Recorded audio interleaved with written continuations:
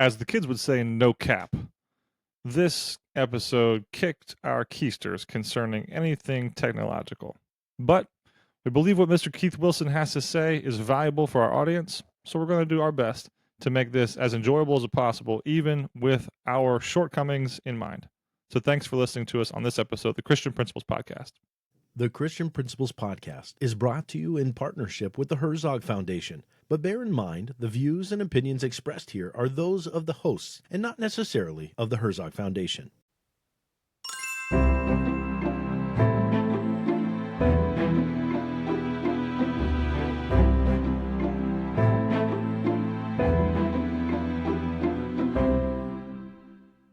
Welcome to the Christian Principles Podcast. I'm Matt George. And I'm Mark Zockoll. Tonight we get to speak with Christian school administrative expert, long time in the game, Mr. Keith Wilson. Keith, thank you so much for being with us tonight. Well, thank you for having me. I don't know if I'm an expert. I just walked through open doors as God gave us open doors and open windows. What a blessing. Start 2 schools in Maryland. That's exactly what we want to talk to you about tonight. A reminder for those of you that are listening to us, recent reach out by the Herzog Foundation noted that there were over 50 schools that were started in the last school year using the Herzog Foundation School in a Box. Make sure if you are starting a Christian school, or hey, if you are just looking to revise your contracts, you're looking for insight on what some other players in the game do when it comes to a handbook, or you want to get involved with a lot of the professional development they have going on at the Herzog Foundation, please avail yourself of you get yourself there, they pay for everything professional development, but also log into the Herzog Foundation School in a Box. Give them the information about who you are and what you're trying to do. Ask for the access to the free resource, which is the Herzog Foundation's School in a Box. I've been on it. I see what they've had to offer. Matt and I actually are going to try to get some of our information into that School in a Box that we think would be useful for administrators that are trying to start out their schools that we would have found useful when we were just starting. So make sure you have logged on and found those resources and celebrate our podcast partner, the Herzog Foundation, with us. And make sure you remember, as Matt says, that the boys at the Christian Principles Podcast sent you. Tell them, tell us, let everybody know about that. Now, Matt. This episode of the Christian Principles Podcast is brought to you by the Herzog Foundation. As Christian educators, we know that liberty without truth is fragile, and truth starts with God. That's why the Herzog Foundation has launched the Faith and Freedom 250 campaign, an initiative that equips schools and families to connect the biblical roots of American freedom to the next generation. Having started on July 4th, 2025, and following through until July 3rd, 2026, Herzog is releasing short videos each Friday, highlighting voices from across the country, educators, leaders, parents, and everyday Americans, reflecting on key moments in our nation's history and the importance of commemorating 250 years of liberty. We all understand how faith has always been central to our country's founding and why it still matters today. It's an incredible way to integrate history, civics, and biblical worldview into your school's curriculum, especially as we approach America's 250th birthday in 2026. Visit herzogfoundation.com to view their free resources and get started today. And make sure to tell them that the fellas here at the Christian Principles Podcast sent you. Matt, have you felt led in the past, even when you were younger? I'm going to say the answer is no. You never felt led to start a Christian school because you didn't want to be an administrator. That might be tough. That might be hard to say. I don't think it's so much that I had a desire to start a Christian school. I do remember talking with a college buddy about like going into Christian schools and like really helping them out. Here's something that we're going to sit here for a week and see what you do, which is almost what accreditation does. But seriously, like go in and we're here for you and we're going to, see Christian schools thrive. So that's about as close as I ever got, I think. So you were pretty full of yourself, you're trying to say. You could just walk in with a college buddy and fix everything, huh? Yep. That was pretty much it. Yeah. That's what it was. Actually, that's what it was. So I would definitely say that I have had those thoughts previously, especially when I go through an area. We're talking about the Eastern Shore of Virginia. We've talked about other parts of Maryland before. I've absolutely had those thoughts of, I wonder where the closest Christian school is. And in Maryland especially, when we think about the church school, the religious exempt school in the state of Maryland, as long as you have a church, you can have a school kind of thing. When I go through those low population towns, it really makes me wonder, am I supposed to be here helping out with the Christian school? But Keith, you said now that you twice over have seen the open door and you have walked through the open door. Could you please tell us?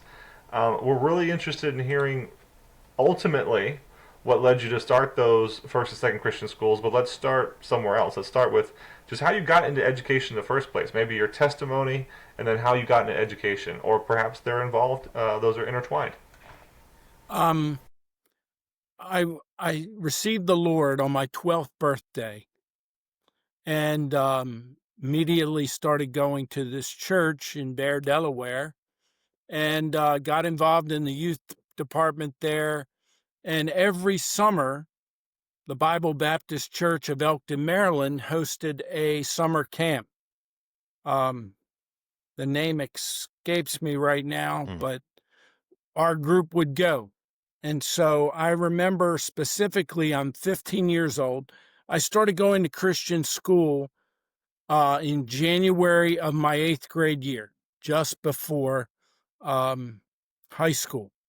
And this Christian school had been started by Fairwinds Church.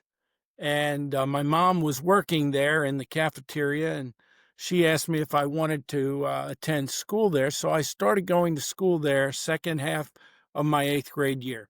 And it was a transition from a public school to a small Christian school there in Bear. And so that summer, we went to summer camp.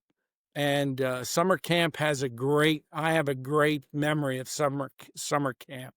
The songs, the food, I remember specifically the punch that they served.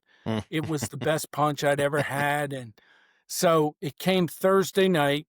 The speaker on that particular week really directed us not only to salvation, but giving our whole life to the Lord.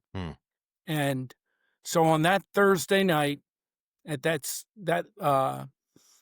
camp, I went forward, and at that point in time, I said, I just gave God everything. Whatever you want in my life, I'll follow. And so I came back and I started watching the teachers that I had at this small Christian school. And one subject that was that I'd liked ever since I was in elementary was history. And so we had this history teacher, and I don't want to cut him down, but he was just boring. He didn't have anything. So God started to pull on my heart that I wanted to be the best history teacher that I could be, to open up history to kids. So when time came to graduate, I graduated in the very first class there. We had 10 graduates. I happened to fall as the valedictorian of the class, and I applied to a couple Christian colleges, and I ended up choosing Liberty Baptist College in Lynchburg, Virginia. And so I went there for 4 years, and it was during that period of time that they started having super conferences at Thomas Rowe Baptist Church. And one of the keynote speakers for education majors was Paul Keno. He was just starting the Association of Christian Schools International. So I was excited about that, graduated from Liberty, and immediately began that fall working at a church in Newcastle, Delaware, and teaching at Newcastle Baptist Academy. From there, I've been in Christian education ever since. I'm now teaching at my 5th school, and I don't think God is finished with me yet. as of last Wednesday night, I didn't have a school. I was going to be a substitute. I told Mark last week when he sent me an email, I think I'm just going to be a substitute. Well, a day later, Mark, I get a call from a principal here in Bear, Red Lion Christian Academy, and now I'm teaching There you go. part-time there. And God always seems to have his timing. Might not be my timing, but it's his timing. But through a series of events, I became the principal at Newcastle Baptist, and it was a church school. Pastoral change. The pastor and I, unfortunately, didn't see eye to eye when it came to education. I moved to Elkton, Maryland, Elkton Christian Academy down there in Elkton, Maryland. Spent a number of years there, and through a series of events, I became the principal there. And God blessed. I mean, we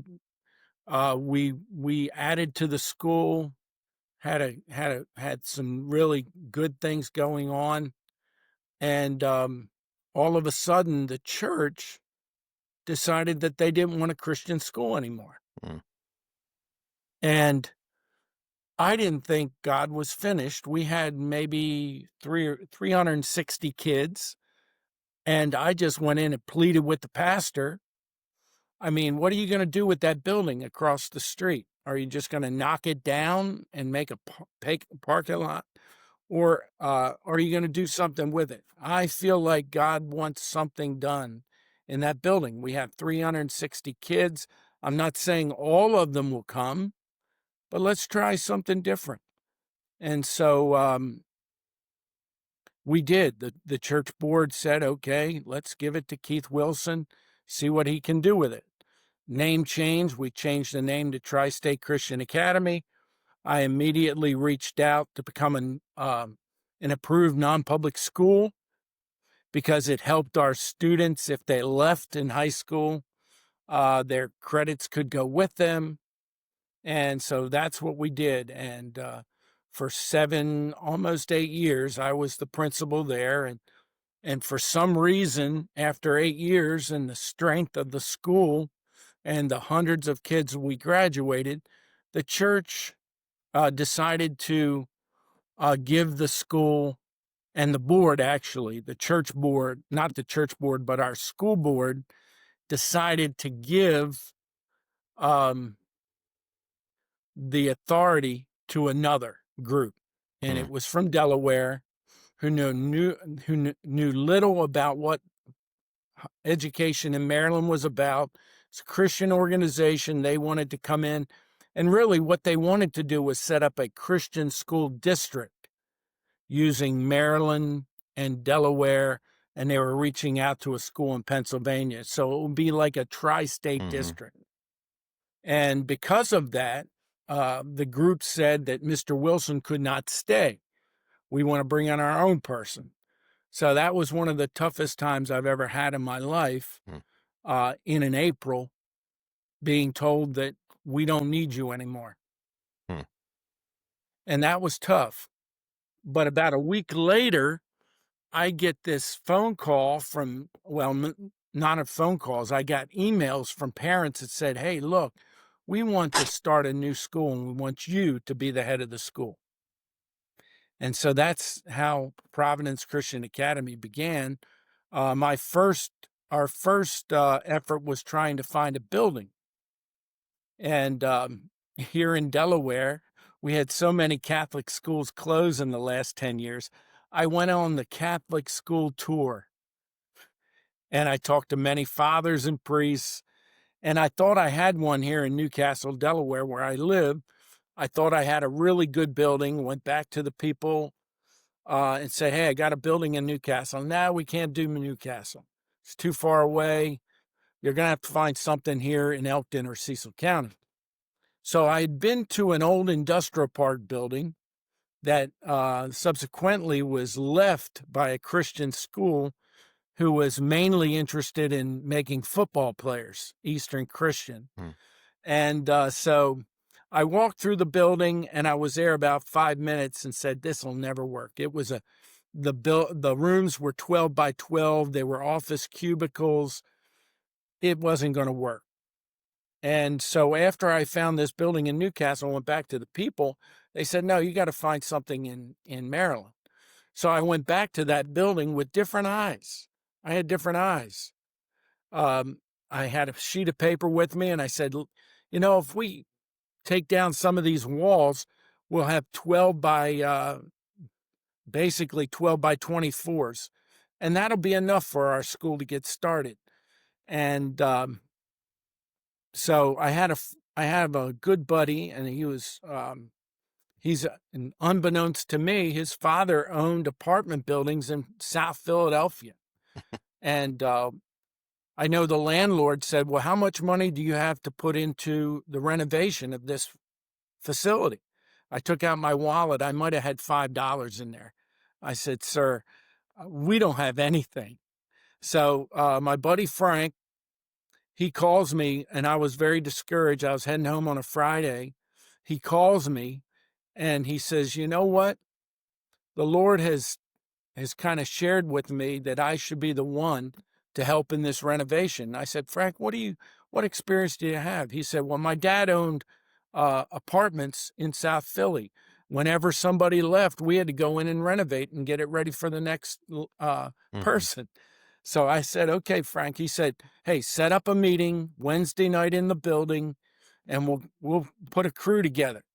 And this was in May. So we put a crew together. He put a crew together, and I mean, we worked all summer long in no air conditioning. I am sorry to say that here there was some more audio lost from Keith Wilson's recounting of his opportunities. So we're going to pick up at a different section of his narrative. But as some of you know, it's very difficult in the state of Michigan or state of Maryland to start a school. The government there is heavily regulated. They regulate schools. And so there are only two ways. One, you have to be a church school, or you have to be an approved non-public school. And so I knew that we could not go through the approved non-public school route.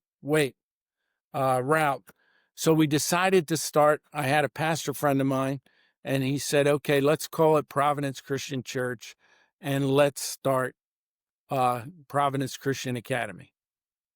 So we got that, and the state approved that. The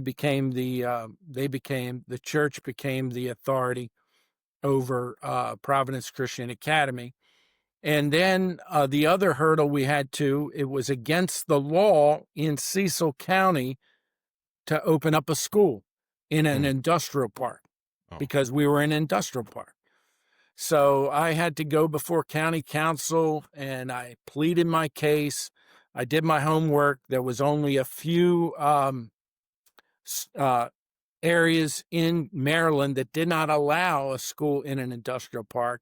And so the month after we came back, and it was in a unanimous vote, was actually the same day we started the school.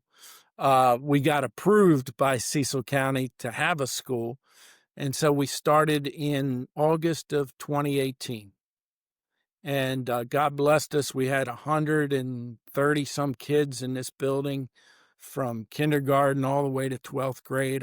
Our senior class, which was the biggest class, we had 26 in that class. And God blessed us. We made some, I look back on the last year with some hindsight, we should have made some better decisions. But unfortunately, after 7 years of operation, we had to close the building. So we had to close the school, and students have gone to other places. And so I look back on it, and the lives that were changed is what I'm going to remember by that experience. The changed lives of kids, the letters that I've gotten from kids, Mr. Wilson, Providence saved me. I've gotten letters from students that came to Providence, didn't graduate, but they came and our program changed their lives. And so I am thankful for that. Was it hard to start schools? Like I said, it seemed like every time that there was an obstacle, God made a way for it to get established. Even back when Elkton Christian Academy became Tri-State Christian Academy, there was a gentleman that came in very, very early that summer, and he looked at me and he asked me this question: do you believe God is in this new endeavor? And I looked at him and said, I believe God is in it. And he said, well, if God is in it, it's going to prosper. And I've held to that statement. Even after we started Providence Christian Academy, I had a lot of people criticize me for starting another Christian school in Elkton. They thought that I was going to proselytize their students, but I just felt that was God's leading. And I told them, if God is in it, it will prosper. And for 7 years it did. Well, hats off to you, because like I kind of hit it at the beginning. I to even think about starting that process. Oh, there's so much involved in it.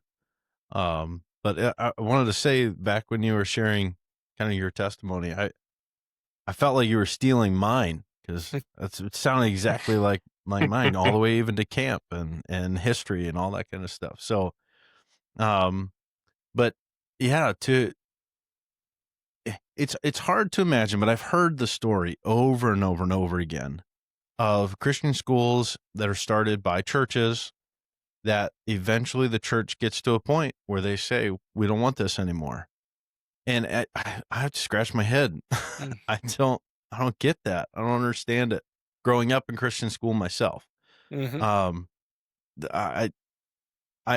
guess I can understand if you don't have clear understanding in leadership expectations and the structure, and even the distinguishment between the two ministries, even though the one is a part of the other. Like, I can understand where it can become a frustration for sure, but for abandonment, and I mean, my heart goes out, as I'm sure yours did as well, of just the kids. I mean, they're expecting a school and then suddenly it's gone. Like, oh, how do you deal with that as a parent, as teachers and leaders? And oh man, that's rough. Big thanks to Keith Wilson for that conversation. And it is time for the Administrator Spotlight. And our spotlight for this episode is going to Mr. Curtis Shenenberger, pastor at Faith Christian School in Sudlersville, Maryland. Just down the road. Sudlersville. I can say I've lived in Maryland my whole life, and I never knew that Sudlersville was a place. So that sounds like a place where a lot of, manly men come from. I don't know why, but yeah, I'm sure Pastor Shenenberger is one of them. Well, Pastor Shenenberger actually has a history up in northern Delaware with Concord Baptist, where our good friend Jonathan Bradford is the administrator. So Jonathan would want me to tell Pastor Shenenberger hi, and looking forward to having further conversations with Pastor Shenenberger, as well as Mr. Tom Hudson, who's a former Calvary Dundalk in Maryland and Chestertown Christian Academy administrator. Now they're at Faith Christian School in Sudlersville. I'm going to pray for you now, Pastor Shenenberger, praying for you now. But I'm going to pray for you now, Pastor Shenenberger. Thank you so much for what you do. Father in heaven, your servants, your choice servants guide these schools, and we thank you for them. Please empower Pastor Shenenberger today to do both the work of the church and the oversight of the school, as he has purpose in his heart to see this school created and to lead the ministry there. No simple thing, but you give us more than we could ever ask or think, and you have our cups full and flowing over, and you give us the strength that only can come from you to do the task that you ask us for. And we're thankful for those promises and the many, many more in your word. Might he live by them today. Amen. All right. Does it? Well, folks, thanks for growing with us today.